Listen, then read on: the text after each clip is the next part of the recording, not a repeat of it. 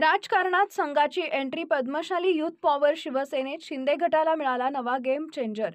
अखिल भारतीय पद्मशाली युवजन संघमचे राष्ट्रीय अध्यक्ष श्रीनिवास संघा यांनी उपमुख्यमंत्री यांच्या साक्षीने शिवसेनेत एकनाथ शिंदे गटात जाहीर प्रवेश केला आणि पद्मशाली समाजातील सर्वाधिक लोकप्रिय, आक्रमक आणि जनाधार मिळवलेल्या युवा नेता आता शिवसेनेत दाखल झाल्याने शिंदे गटाची शहरातील राजकीय ताकद झपाट्याने उंचावणार हे निश्चित झालं आहे।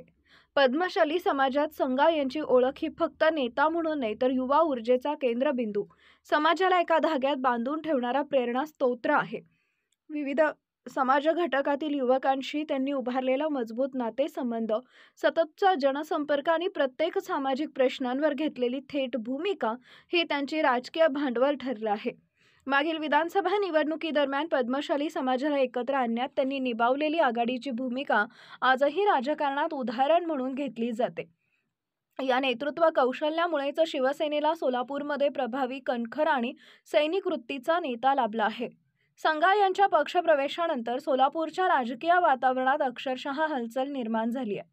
आक्रमक नेतृत्व शैली, जलद निर्णय क्षमता आणि जनतेशी असलेली जवळीक या सगळ्यामुळे आगामी सोलापूर महानगरपालिका निवडणुकीत शिंदे गटाला नक्कीच मोठा राजकीय फायदा होणार असा ठाम अंदाज राजकीय तज्ज्ञांनी व्यक्त केला आहे।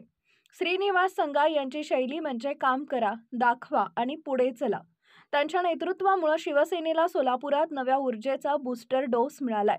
त्यांच्या आगमनाने राजकीय स्पर्धा तीव्र होणार आहे आणि समीकरणांचे नवे अध्याय लिहिले जाणार हे आता स्पष्ट झाले आहे।